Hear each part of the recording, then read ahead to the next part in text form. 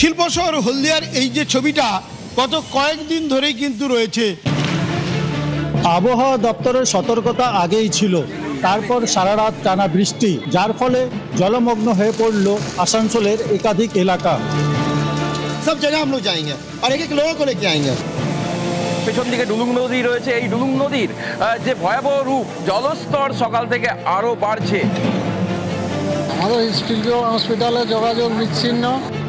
জল যন্ত্রণার থেকে মুক্তি চাইছেন হলদিয়ার মানুষজন, চাইছেন নিকাশি ব্যবস্থার উন্নতি। যাদের বাড়ির মধ্যে এক ছাতি জল, তারা কেউ নেই, এখানে বাড়িতে নেই, সব গিয়ে ত্রাণ শিবিরে গিয়ে আছে।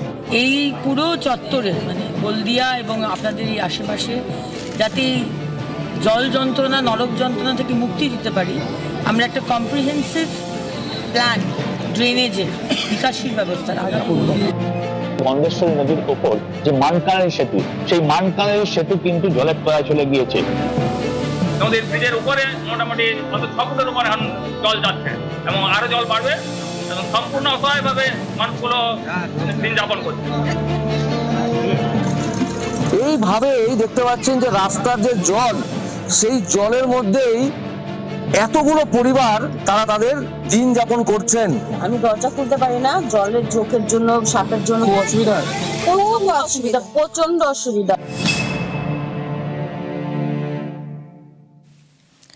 আজ প্লাবিত এলাকা পরিদর্শনে যাচ্ছেন মুখ্যমন্ত্রী। সবংয়ে যাবেন। পশ্চিম মেদিনীপুরের সবংয়ের ক্ষতিগ্রস্ত এলাকা পর্যালোচনা। টানা বৃষ্টিতে বাড়ছে নদীর জল, প্লাবিত এলাকা, সেই সব এলাকা দেখবেন আজ মুখ্যমন্ত্রী।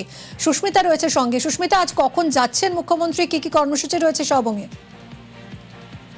দেখো, বেলা 11টা নাগাদ তার সবংয়ে পৌঁছানোর কথা রয়েছে এবং শুধু সবং নয়, সবং নারায়ণগড় দুটো জায়গাতেই পরিদর্শন করবেন আজ মুখ্যমন্ত্রী শুভেন্দু অধিকারী। সেখানকার প্লাবিত এলাকা সবংয়ের এবং নারায়ণগড় একটা বিস্তীর্ণ এলাকা, সেটা প্লাবিত হয় প্রতি বছর এবং এবছরও বেশ কিছু জায়গা সেগুলিতে ইতিমধ্যেই জলস্তর বাড়তে শুরু করেছে। সেই জায়গাগুলি মুখ্যমন্ত্রী শুভেন্দু অধিকারী পরিদর্শন করবেন। নারায়ণগড়ের বিস্তীর্ণ এলাকা, সেখানে হেলিকপ্টারে অর্থাৎ আকাশপথে পরিদর্শনের কথা রয়েছে মুখ্যমন্ত্রী। তার পাশাপাশি ইতিমধ্যেই আমরা জানি যে সবং, নারায়ণগড় সহ পূর্ব মেদিনীপুর এবং পশ্চিম মেদিনীপুরের বন্যা বিধ্বস্ত এলাকায় ইতিমধ্যেই বিজেপির যারা প্রতিনিধি রয়েছেন, জনপ্রতিনিধি, তাদের তরফ থেকে ইতিমধ্যেই ত্রাণ সাহায্য বিলি করার কাজ চলছে।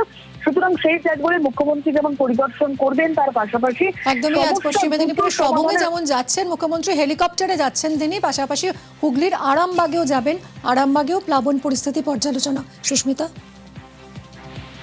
এবং আরামবাগের বিস্তীর্ণ এলাকা, আরামবাগ, খানেকুল, এই ধরনের এলাকাগুলি বন্যায় প্লাবিত হয় প্রতি বছর এবং সেই একই জায়গায় এবার আরামবাগের সালেপুর গ্রাম ইতিমধ্যেই জলস্তর সেখানে বাড়তে শুরু করেছে। সেই গ্রামে যাওয়ার কথা রয়েছে মুখ্যমন্ত্রীর এক বেলা 2টো নাগাদ এবং তার পরবর্তী সময় আরামবাগের বিডিও অফিস, সেখানে প্রশাসনিক বৈঠকও করবেন তিনি। এবং ইতিমধ্যেই সবং, নারায়ণগড়ে যেমন তিনি প্রশাসনিক বৈঠক করবেন, সেখানকার সরকারি আধিকারিকদের সঙ্গে আরামবাগের বন্যা পরিস্থিতি খতিয়ে দেখবেন যেমন সরেজমিনে মুখ্যমন্ত্রী শুভেন্দু অধিকারী। এবং সেখানেও তার আকাশপথে দেখার কথা রয়েছে সালেপুর গ্রাম, তার পাশাপাশি বিডিও অফিস আরামবাগের, সেখানে তিনি সরকারি আধিকারিক এবং যারা প্রশাসনিক কর্তা রয়েছেন এবং জনপ্রতিনিধি রয়েছে তাদের সকলের সঙ্গেই সারবেন বৈঠক। ধন্যবাদ সুস্মিতা।